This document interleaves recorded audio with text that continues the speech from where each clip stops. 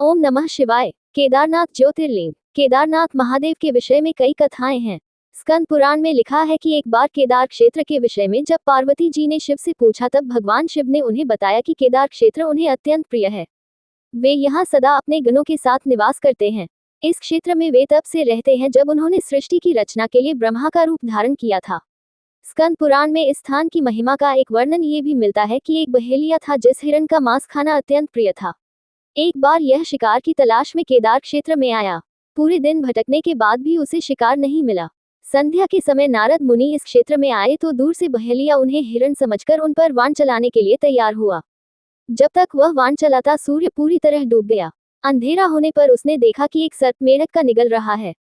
मृत होने के बाद मेढक शिव रूप में परिवर्तित हो गया। इसी प्रकार बहेलिया ने देखा कि एक हिरण को सिंह मार रहा है।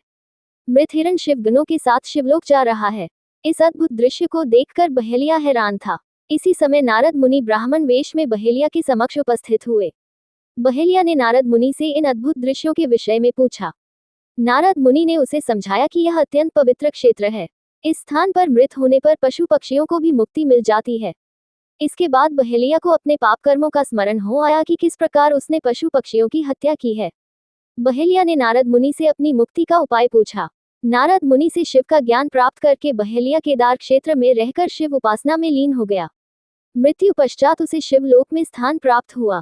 केदारनाथ ज्योतिर्लिंग की कथा। केदारनाथ ज्योतिर्लिंग की कथा के विषय में शिव पुराण में वर्णित है कि नर और नारायण नाम के दो भाइयों ने भगवान शिव की पार्थिव मूर्ति बनाकर उनकी पूजा एवं ध्यान में लगे रहते। इन दोनों भाइयों की भक्तिपूर्ण तपस्या से प्रसन्न होकर भगवान शिव इनके समक्ष प्रकट हुए। भगवान शिव ने इनसे वरदान मांगने के लिए कहा तो जन कल्याण की भावना से इन्होंने शिव से वरदान मांगा कि वह इस क्षेत्र में जन कल्याण हेतु सदा वर्तमान रहें। इनकी प्रार्थना पर भगवान शंकर ज्योतिर्लिंग के रूप में केदार क्षेत्र में प्रकट हुए। केदारनाथ से जुड़ी पांडवों की कथा। शिव पुराण में लिखा है कि महाभारत के युद्ध के पश्चात पांडवों को इस बात का प्रायश्चित हो रहा था कि उनके हाथों उनके अपने भाई बंधुओं की हत्या हुई है।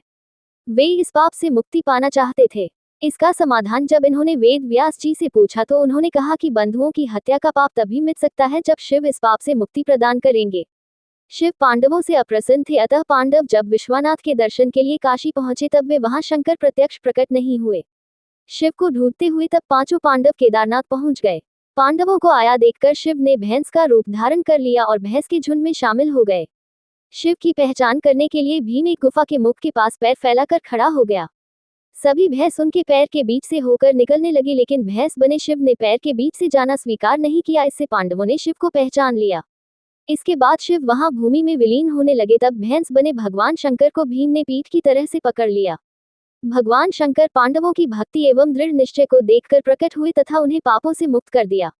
इस स्थान पर आज भी द्रौपदी के साथ पांचों पांडवों की पूजा होती है। यहाँ शिव की पूजा भैंस के पृष्ठभाग के रूप में तभी से चली आ रही है। ओम नमः शिवाय।